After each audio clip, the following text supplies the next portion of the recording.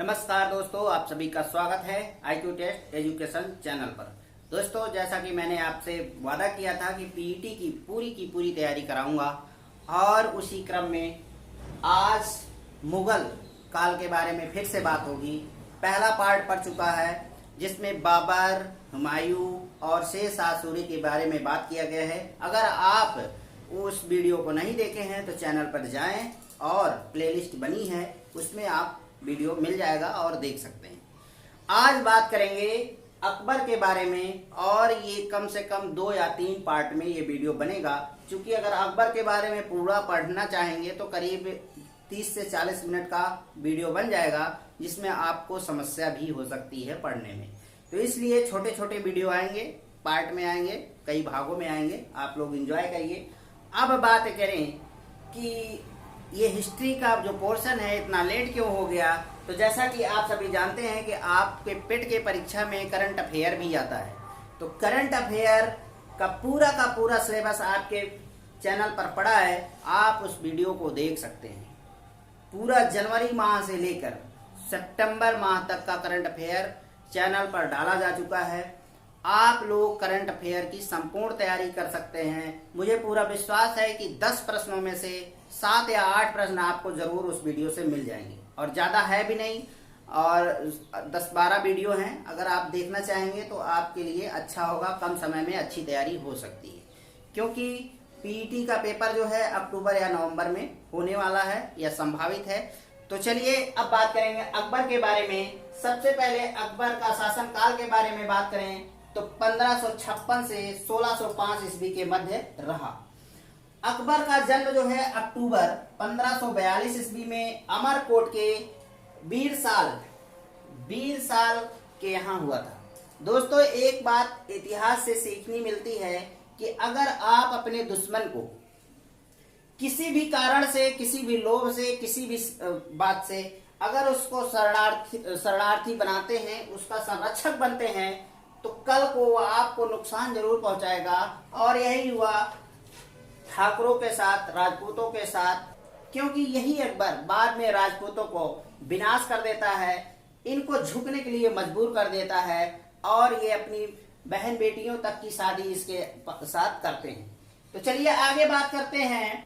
अकबर के पिता का नाम तो आप जानते ही हैं, हुमायूं था, और पूछा तो नहीं जाता है लेकिन आपको कुछ जानना जरूरी भी है। और इनकी माता का नाम हमीदा बानो बेगम जी था। ठीक है। अकबर जो है 1556 ईस्वी में पंजाब के कालानौर, पंजाब में एक जगह है कालानौर, वहां अपना राज्याभिषेक करा लेता है। ये डेट आप याद रख सकते हैं, 1556 ईस्वी, और इस जगह को याद रख सकते हैं, पंजाब का कालानौर। ठीक है। और उस समय इसकी आयु कितनी थी? मात्र 13 वर्ष 4 माह। तो बच्चा ही था एक प्रकार से।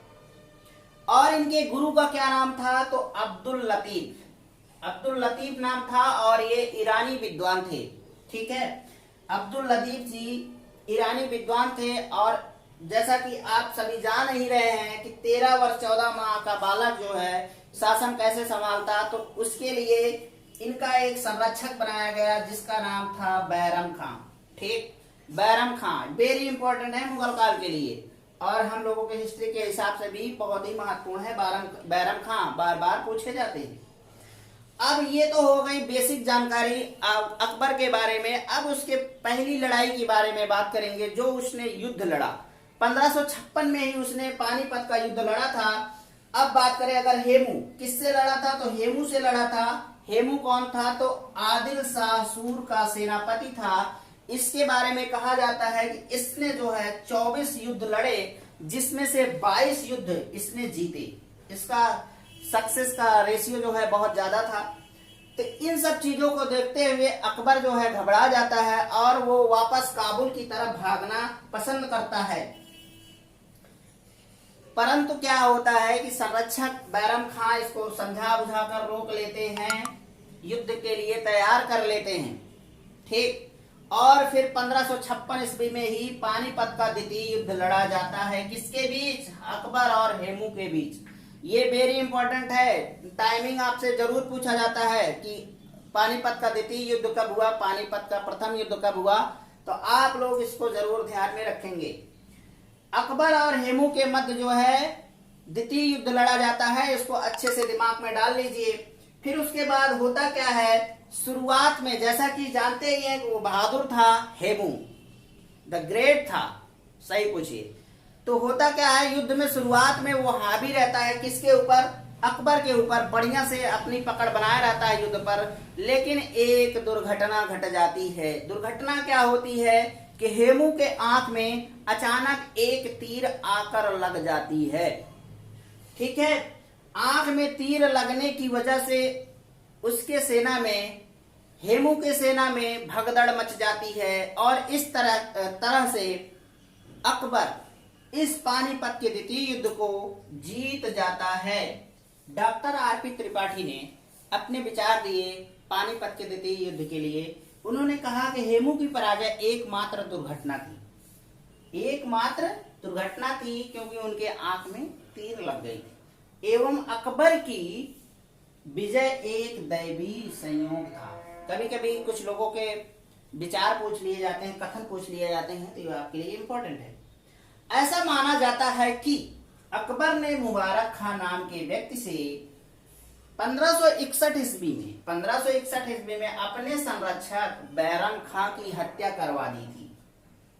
ये सोचने वाली बात है कि जिसने पाला पोसा, ज्ञान दिया, सहयोग किया, उसकी हत्या कौन करा देता है? तो अकबर ने किससे करा देता है? मुबारक खां से। तो ये तो बात हो गई शुरुआती। अब अकबर के कुछ प्रारंभिक सुधार थे, उनके बारे में भी जानेंगे। और ये सन बहुत इंपॉर्टेंट है, सन को छोड़िएगा मत, याद जरूर रखिएगा। जैसे 1562 ईस्वी में इसने क्या किया, दास प्रथा को पूर्णतः समाप्त कर दिया। ये बेहतरीन काम था। अकबर के कुछ अच्छे काम भी हैं जिसको हमें याद करना बहुत जरूरी है। और 1563 ईस्वी में लगातार इसने कुछ न कुछ किया।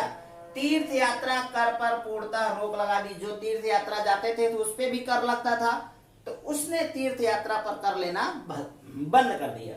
और 1564 ईस्वी में जजिया कर को समाप्त कर दिया अकबर ने। किसने कर दिया? ये तीनों काम किसने किया? अकबर ने किया, क्योंकि अकबर की ही बात हो रही है। आप ध्यान रखिएगा, 1562, 1563 और 1564 याद करने में कोई दिक्कत नहीं होगी। ये तो हो गए सुधार। अकबर ने बहुत सारे युद्ध लड़े भी और जीते भी। कुछ ने जो उसके विपरीत में थे, कुछ ने लड़कर स्वाधीनता को स्वीकार किया और कुछ ने बिना लड़े ही अपने स्वाभिमान को बेचकर अकबर के स्वाधीन बन गए, अकबर के अंतर्गत आ गए।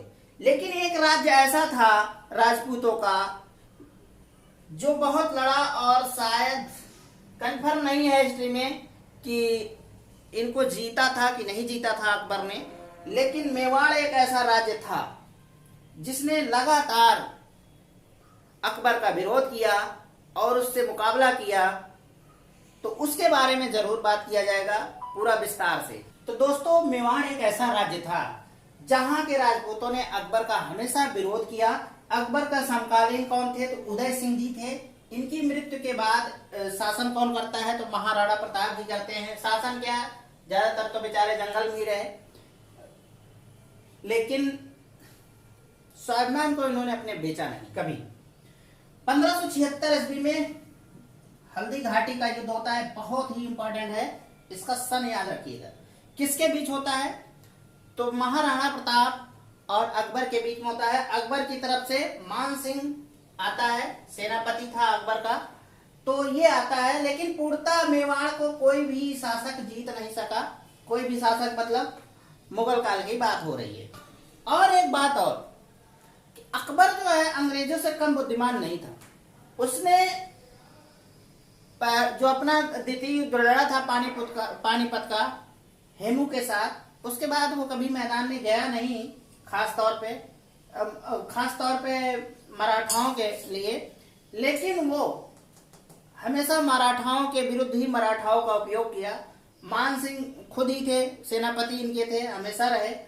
तो इस तरीके से वो बुद्धिमान तो था कि ठाकुरों को ठाकुरों से ही संभाल लिया, राजपूतों को राजपूतों से ही संभाल लिया, क्योंकि ये होते बहुत घमंडी हैं, छत्री। देखिए, कोई पढ़ रहा हो तो बुरा मत मानिएगा, इनके अंदर गर्व और घमंड बहुत होता है। स्वाभिमान के होने के साथ साथ ये घमंडी बहुत ज्यादा होते हैं और इनके पास दिमाग लोग कहते हैं कि नहीं होता है, घुटनों में ही होता है। फिलहाल आप लोग गाली मत दीजिएगा, क्योंकि ये हिस्ट्री में पढ़ा रहा हूँ तो जहां तक हमारी समझ है मैं उसको व्यक्त कर रहा हूँ। ठीक है, आगे बात करें। महाराणा प्रताप की मृत्यु जो है 1597 ईस्वी में हो जाता है और इनके पुत्र थे अमर सिंह। ठीक, गुजरात विजय के दौरान अकबर सर्वप्रथम पुर्तगालियों से मिलता है भाई यहीं पे, और इसने उसके बाद सबसे पहले यहीं पर समुद्र भी देखता है। इसके पहले इसने समुद्र नहीं देखा था। गुजरात विजय के बारे में इतिहासकार स्मिथ कहते हैं संसार के सर्वाधिक द्रुतगामी आक्रमण था ये, बहुत ही तेजी से आक्रमण किया गया था। 1582 ईस्वी में दीन इलाही धर्म का जो है शुरुआत किया जाता है, स्थापना करता है, और प्रधान पुरोहित अकबर स्वयं था इसका, दीन इलाही का। ठीक है, और इसको राजकीय धर्म घोषित किया जाता है दीन इलाही को, और कहा जाता है कि हिंदुओं में एकमात्र ऐसा राजा अकबर के साथ जो थे बीरबल, इन्होंने ही पहले और अंतिम थे जो दीन इलाही धर्म को इन्होंने स्वीकार किया था। ठीक है, हिंदू शासकों में।